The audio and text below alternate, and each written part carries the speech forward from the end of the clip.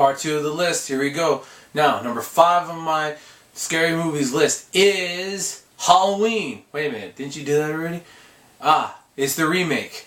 I know some people might be upset because a lot of people hate remakes, but I have to say I like the remake just a little bit more than the original.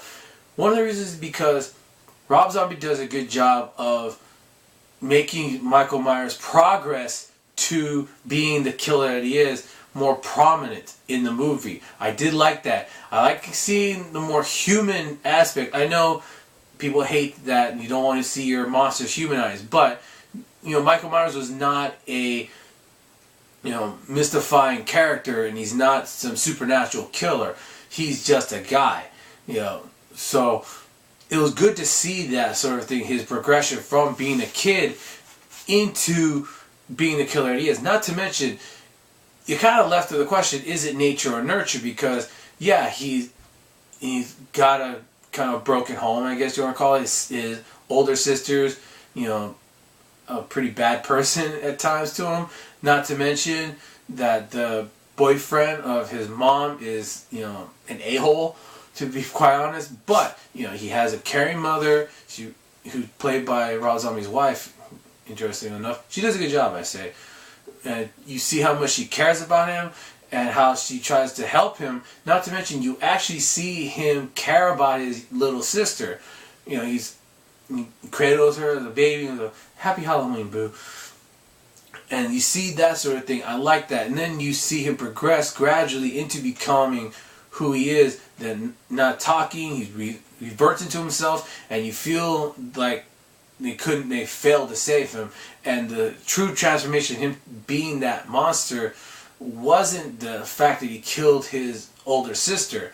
It comes later when he kills somebody else around that same age. And you see his fascination with a mask isn't just, something they threw together. It was actually something that he did himself. It was a hobby of his. And in the insane asylum, you see him making masks and all those masks that he makes, he's made. So it's the good way to progress the character. I did like that. Also, the person who plays Michael Myers' little sister does a good job as well. She's kind of a scream queen, which you want in that role, but she's innocent enough that you believe that she has no idea what's going on, and that you care about her. And I did like that. The character was good. The kills are interesting. He does have some of the head movement and body language, which is perfect for a silent killer. And Malcolm McDowell, I actually kind of like his portrayal of the Doctor a little bit more, because Donald Pleasance, to me, was kind of very calm and only got upset or was very emotional towards the end. Whereas Malcolm McDowell, he was angry at what happened, the fact that he even escaped, and that you see his progression as well when he first meets Michael Myers. You see the way he dresses and his hair and the wrinkles on his face are non-existent at that point. And then as he gets older, gray hair is shorter now and is all wrinkled up, and you see the hopelessness in his face and his words. I really like that. So this one has, I think, a little bit more character, which helps the movie, in my opinion, and make it just a little bit better than the original.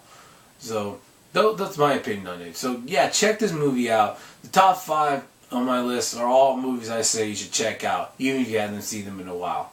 So number 4 on my list is Nightmare on Elm Street Part 3, Dream Warriors. So this movie, it kind of is the actual sequel to the first Nightmare on Elm Street movie, because the second one was more about the house itself, and then it got really gay.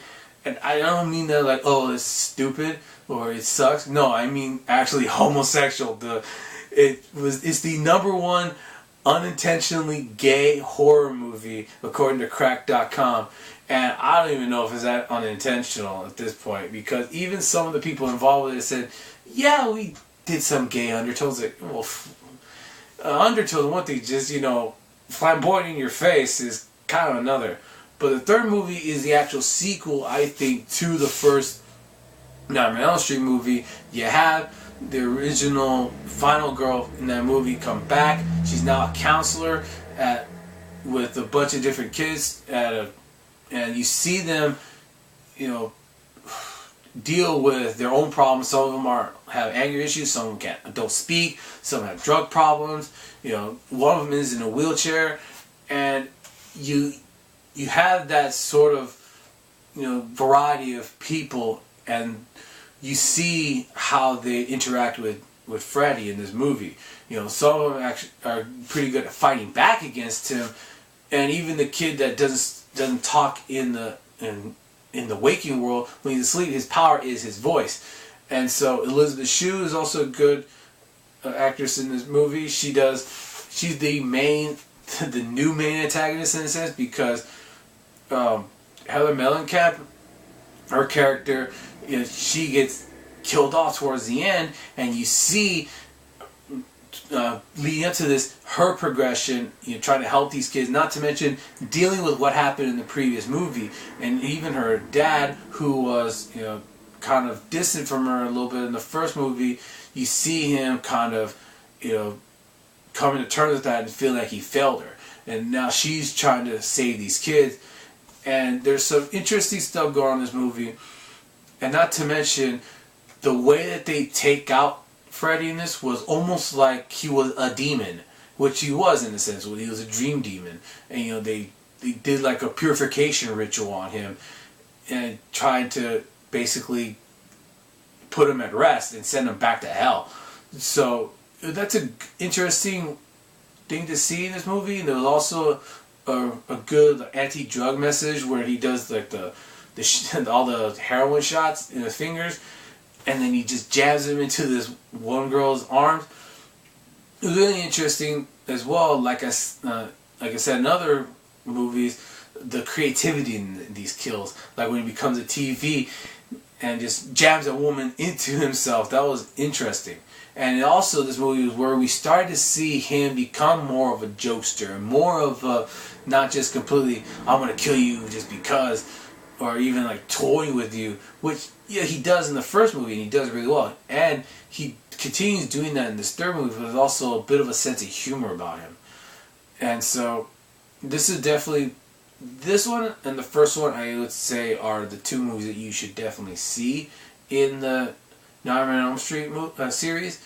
The rest are okay. I like 4, but third's a little bit better, I think.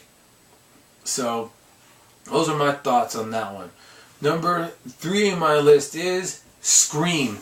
This is the movie that kind of reignited the scary movie craze in the mid-90s and mid and late 90s, because it brought a different element to it. We've seen the whole, phone call to the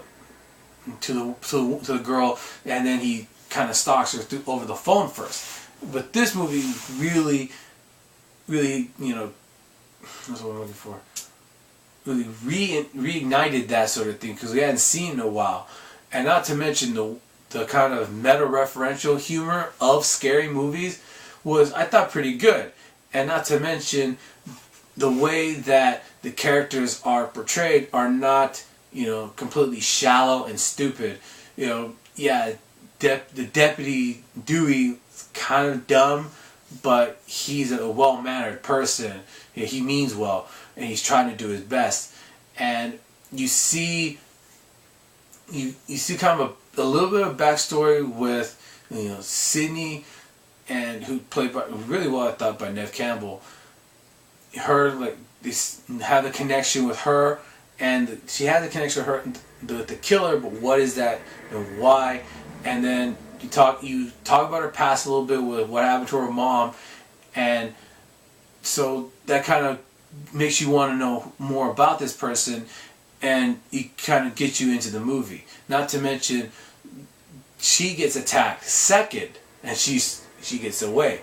So usually in that sort of thing, if you see somebody get attacked second, they're gone. So the fact that she survived was an interesting way to make it different. Not to mention they go over the rules of a scary movie, which in my opinion they missed one, and I'll get to that in a second. So I did like more that referential humor of the scary movie genre, and not to mention, the way that you see things become different in this movie, because there's actually more than one person committing these crimes. And so, which leads me to the rule that they missed, because every other movie is usually only one killer, and the rule that they missed was actually rule number one, in my opinion, which is the killer doesn't die the first time you kill them.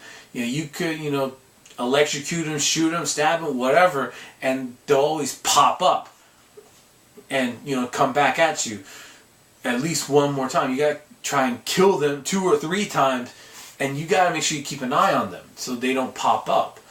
So in this movie, kind of what I think of as the Scream rule, which is if there are 2 people, one person can get taken out in one shot, and the other one needs to be taken out at least 3 times.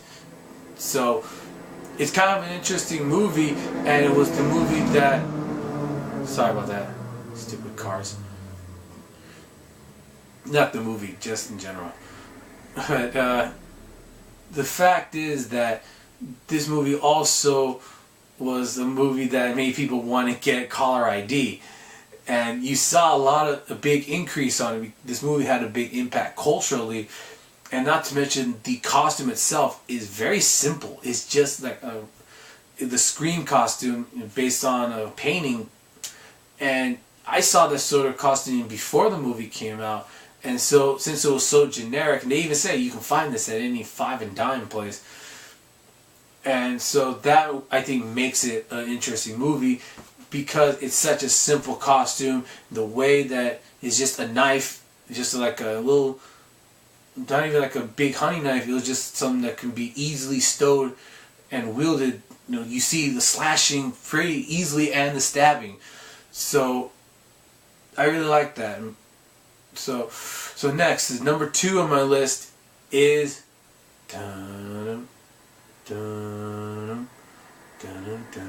Jaws.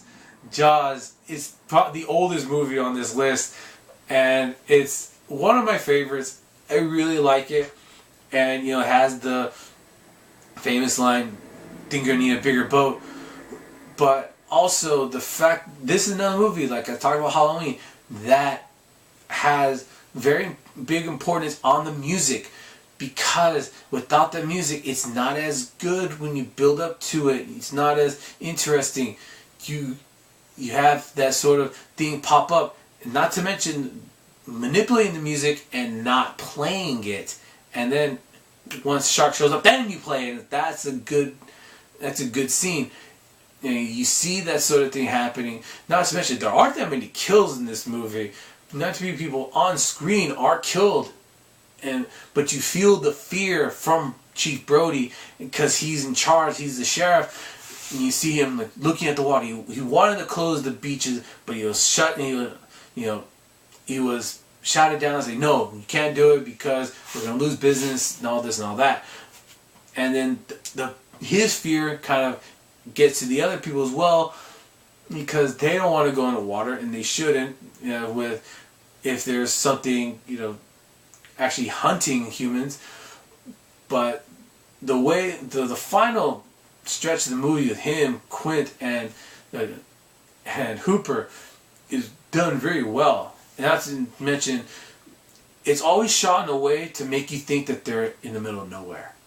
And so it's always that we can't go back, we can't get help. Especially when Quint starts losing it and he bashes the radio in. That was interesting, I thought. And so, it's a really good movie. Yeah, it's very old, very dated in that way, the way that the people look. But it's definitely still a good movie. The only downside from this movie is the fact that this kind of help people think that it was okay to just mass murder sharks. And, from an environmental and not to mention, humanitarian way perspective, that's not cool. I mean, these sharks, they deserve to be in, to just be at peace. Just let them live without, just hunting them just for the hell of it. And even the author of the book has stated that he kind of regrets that and has since tried to, rehabilitate the image of sharks. Now that downer is over, and the number one scary movie on my list is Final Destination, the first one. I know the series got kind of dumb towards the end. I didn't even bother with the fourth and fifth movie, but the first one is still really good. I really recommend this movie because it's not just a slasher, it's death itself. Like, how do you escape death?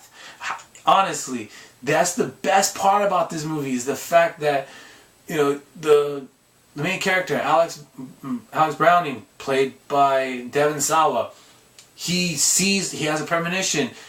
People don't believe him at first, and then he freaks out. Him and a group of people get thrown off the plane, and all of a sudden, as they're arguing at the airport, boom, the plane blows up just like he said it would, and then it shocks everybody. And what I really liked after that was all these people were just sitting around and just staring at him, just keep on looking at him. It's like, how the hell do you know that's going to happen?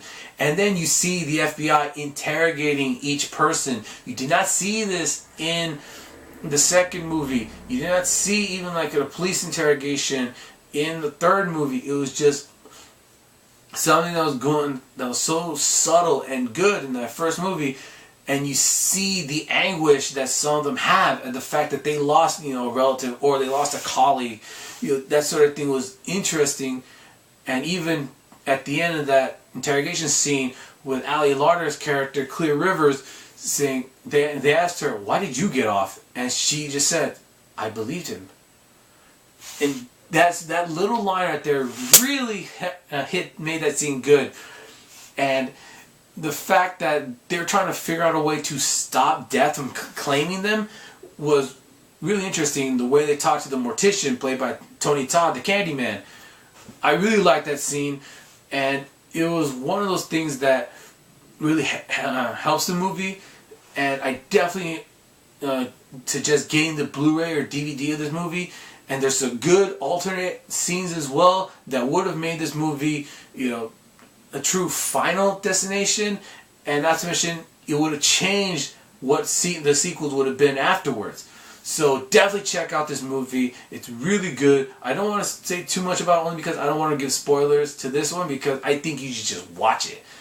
And so I might just watch it this Halloween at my place.